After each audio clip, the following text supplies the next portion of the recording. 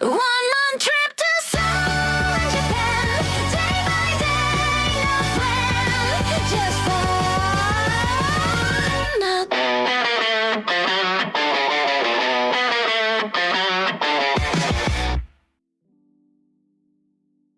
Bonjour YouTube, bonjour tout le monde, on se retrouve aujourd'hui pour une nouvelle vidéo d'organisation du voyage. Aujourd'hui on se concentre un petit peu plus sur la partie Corée, donc la partie à Séoul. Si vous voulez plus d'informations générales sur le voyage dans sa globalité, je vous invite à cliquer sur le lien qui est en description. Alors, on part un mois, mais la partie qui nous intéresse aujourd'hui, c'est la semaine au départ où on arrive en Corée et le petit jour et demi qui nous reste à la fin, histoire de faire les achats à ce moment-là et pas avoir besoin de les emmener un petit peu partout. Je pars en juillet-août parce que c'est le seul moment où je pouvais partir sur une période aussi longue. Les températures sont assez chaudes, mais ça va encore. Ce qui va beaucoup nous embêter, c'est l'humidité. Donc beaucoup de transpiration, des chaleurs difficilement supportables en après-midi, mais des festivals sympas en soirée, des petites balades qui pourront se faire très tôt et très tard pour profiter un petit peu quand même. Les lieux sont majoritairement climatisés, donc en intérieur ça ira. Au niveau des paiements, alors deux choses, énormément de paiements par carte, donc moi j'ai pris la carte Revolut parce que c'est beaucoup plus intéressant que les banques plus traditionnelles. Il n'y a presque pas de frais, il y a des taux de change beaucoup plus intéressants. Moi j'ai pris la Revolut standard, et même en dépassant les plafonds avec les 1 ou 2% de frais qu'ils rajoutent, c'est toujours plus intéressant que les banques traditionnelles. Un petit peu d'argent liquide aussi pour tout ce qui est transport, donc pour la carte de transport et pour la street food, parce qu'ils ne prendront pas la carte à ce moment-là. Tout ce qui est hôtel et tout, on en reparlera après, mais on réservera d'ici, étant donné que de toute façon, on parle pas coréen, on pourra pas... On prendra tout en avance sur la partie Séoul. Tout ce qui nous intéresse, donc nourriture, logement, transport, téléphonie, les prix sont, alors, en dehors de la téléphonie, moins élevés que chez nous, donc c'est très bien. Et en plus, l'euro est assez fort comparé au won, il est à 1 euro pour 1700 won à peu près, bien que ça recommence tout doucement à baisser. Comparé à par exemple 2020 où c'était à 1250, ça veut dire qu'on a un tiers de pouvoir d'achat en plus à peu près. Donc pour nous c'est très intéressant en espérant que ça continue comme ça au moins jusque juillet-août.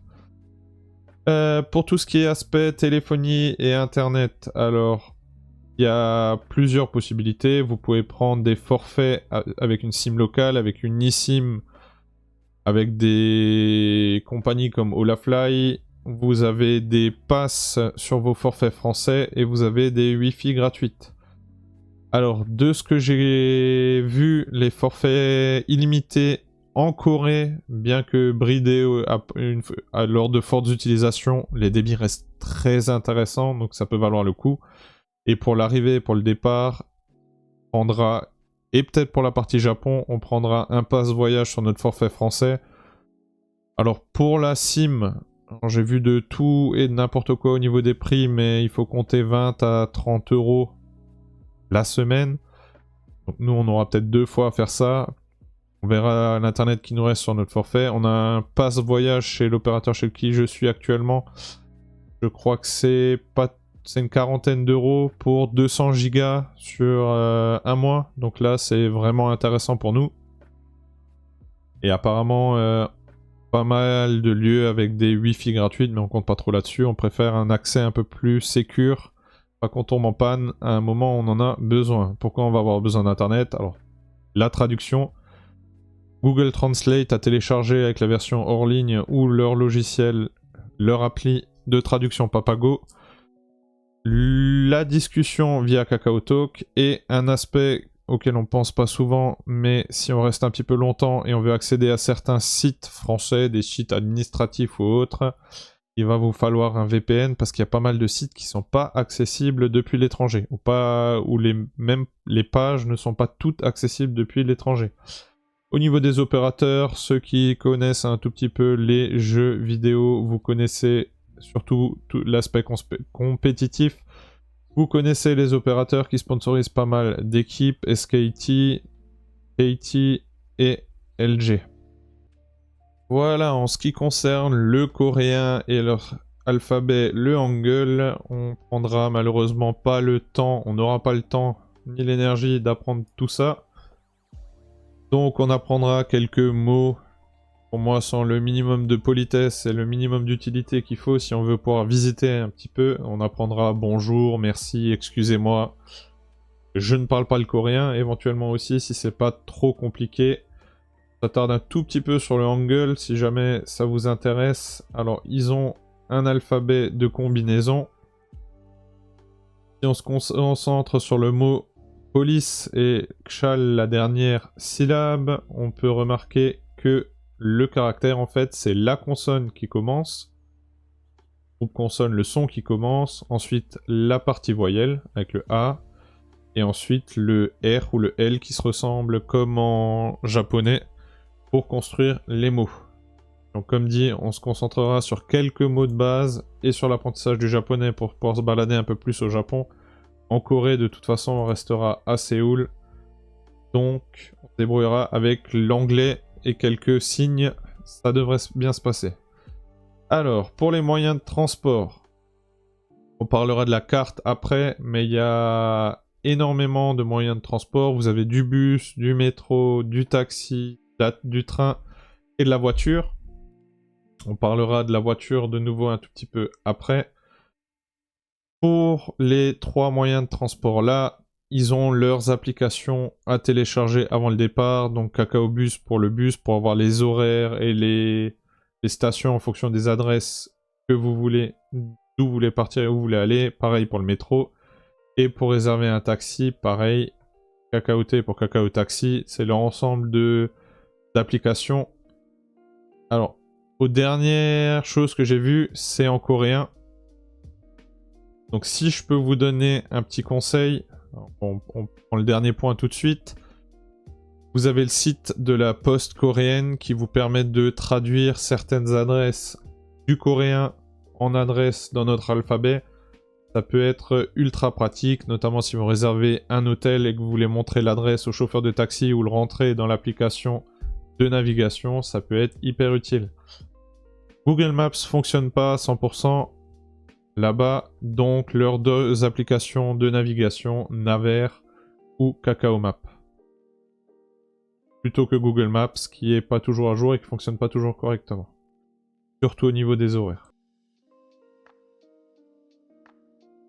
Alors, ils ont quelque chose de super pour les transports. Alors, vous allez devoir prendre la carte Timoni à votre arrivée.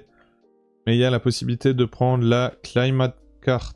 C'est la carte climat qui vous permet de prendre la majorité des types de transports en commun à Séoul.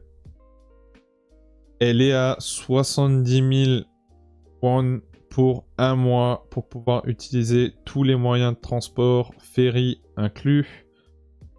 Pouvoir louer des vélos toutes les 2 heures. Alors vous avez le droit de le prendre pour 2 heures et d'en prendre un autre après. Tout ça pour moins de 50 €. C'est quand même vachement intéressant. Donc je pense que c'est ce qu'on prendra pour être tranquille. Comme ça on est tranquille à l'aller et au retour. Attention par contre quand vous prenez les transports en commun, même si vous avez votre carte illimitée, il faut badger à l'aller. Donc quand vous entrez et quand vous sortez du moyen de transport, sinon votre carte elle est désactivée pour 24 heures. Donc bien faire attention à rebadger en repartant. Je pense surtout au métro et au bus. Et cette carte elle vous permet de... Alors c'est un peu dommage, on le prendra 2 fois, il faudra prendre 2 tickets autres pour l'autre sens. Vous pouvez retourner à l'aéroport avec cette carte, mais vous ne pouvez pas venir de l'aéroport avec cette carte. Donc pour aller de l'aéroport à Séoul, dont on va parler juste après, il va falloir prendre un autre ticket de transport ou alors prendre un taxi ou un bus. Hors bus du réseau coréen. Alors, au niveau de l'électricité, ils sont assez proches de nous. Nous, on a du 230 volts 50 Hz. Eux, ils ont du 220 volts 60 Hz. Les prises, c'est des prises standards. Alors attention, la seule chose, nous on a souvent des prises avec la terre qui est en une broche qui ressort à l'autre. Eux, ils ont la terre sur les côtés. Donc au niveau des prises, alors, tout ce qui est adaptateur, moderne, d'appareils électroniques en général, il y a les deux. Mais il faut que vous ayez un petit empattement ici et ici, parce que sinon ça va coincer au moment où vous allez vouloir rentrer la prise dans votre tête dans la prise. Sur vos appareils, si vous voulez vérifier qu'ils sont compatibles avec le 220 volts 60 Hz, vous avez en général, alors là je vous ai mis une image d'un chargeur Dell, vous avez l'input et vous voyez la tension qu'il accepte et la fréquence. Là, on peut aller de 100 à 240 volts, c'est pour que ça fonctionne sur tous les types de courants. Donc ici avec 220 volts on est très bon, et on peut aller de 50 à 60 Hz. Donc par exemple ce chargeur là, je peux le brancher tel quel sur ma prise coréenne, il n'y aura aucun souci. Voilà, donc à vérifier, et si jamais il vous faut, vous prenez un adaptateur sur place, ça coûte pas une folie non plus. Au niveau de l'administratif, alors il vous faudra votre passeport si vous êtes français. Alors pour énormément de pays européens dont la France, la Belgique, et vous pourrez aller consulter la liste en ligne, il n'y a pas de visa nécessaire, pas de quota d'autorisation d'entrée sur le territoire coréen. Vous avez simplement une arrival card à faire qui est valable pour 90 jours de voyage. Elle est réalisable en ligne jusqu'à 72 heures avant, donc au maximum 72 heures avant, dans ce sens-là. Vous pouvez pas le faire 10 jours avant d'arriver en Corée, donc à faire juste avant votre départ. Alors elle est téléchargeable en ligne, et sinon elle est faisable ou récupérable sur des bornes directement à l'aéroport. Vous avez la possibilité de rouler avec le permis de conduire international. Alors là, c'est une démarche à faire en France. Vous prenez 3 mois à l'avance, il y a une photocopie du permis, justificatif de domicile, tout ça à envoyer, un peu comme pour faire un passeport. Vous pouvez faire traduire votre permis pour louer une voiture en Corée. On le traduira peut-être pour la partie japonaise, mais à la Corée, on évitera la voiture. Attention aux médicaments. Tout ce qui est traitement standard, médicaments pour la digestion, les trucs un peu simples, il n'y a pas de souci. Tout ce qui est traitement un peu plus lourd, pour des maladies plus lourdes ou des douleurs plus lourdes, la morphine, ce genre de choses, c'est très réglementé. Donc le mieux, vous allez chercher en ligne, vérifier si les médicaments que vous voulez emmener, ils sont autorisés avec, sans ordonnance. Tabac, cigarette, alors, c'est comme au Japon, il y a des zones où c'est autorisé, il y a des zones où vous verrez des Coréens où c'est toléré, donc dans ces zones-là, vous pouvez éventuellement vous rendre aussi. Nous, dans tous les cas, non-fumeurs, on n'a pas besoin de se soucier de ça. Ils sont assez durs sur les drogues qui sont interdites, donc prenez pas de risques, faites pas de bêtises, et il vous arrivera rien. Quelques informations pratiques sur l'arrivée, donc l'arrivée à l'aéroport. Alors il y a pas mal de cartes SIM que vous pouvez prendre et déjà récupérer à l'aéroport, mais nous ce qui nous intéresse beaucoup c'est le transport. L'avion il arrive à l'aéroport de Incheon, qui est sur une île complètement à part, et il vous faudra vous rendre de l'aéroport jusqu'à Séoul. Et pour ça, il y a de tout, il y a du bus, il y a du train, il y a des taxis. À vous de voir ce qui vous convient le mieux. Alors je pense, il y a des bus un peu confort, on essaiera une fois de faire ça. Pour retourner à l'aéroport, on se servira à chaque fois du pass qu'on aura acheté. Et le dernier, on verra si on n'a pas encore fait de trajet en taxi, pourquoi pas essayer. Alors, le taxi c'est moins cher, mais j'ai vu que ça pouvait monter à plus de 50 € quand même, vu la distance qu'il y a entre les deux. Alors, dans un second temps, vous pourrez venir les mardis soirs en live ou écrire en commentaire sur cette vidéo. On va organiser notre voyage en termes de logement et en termes d'activité. Donc Séoul, c'est assez vaste, il y a plein de quartiers dans plein de districts à visiter. Donc je vous invite à, si vous avez des bonnes adresses, si vous avez des idées, à les communiquer, même éventuellement sur le Discord si vous préférez passer par là.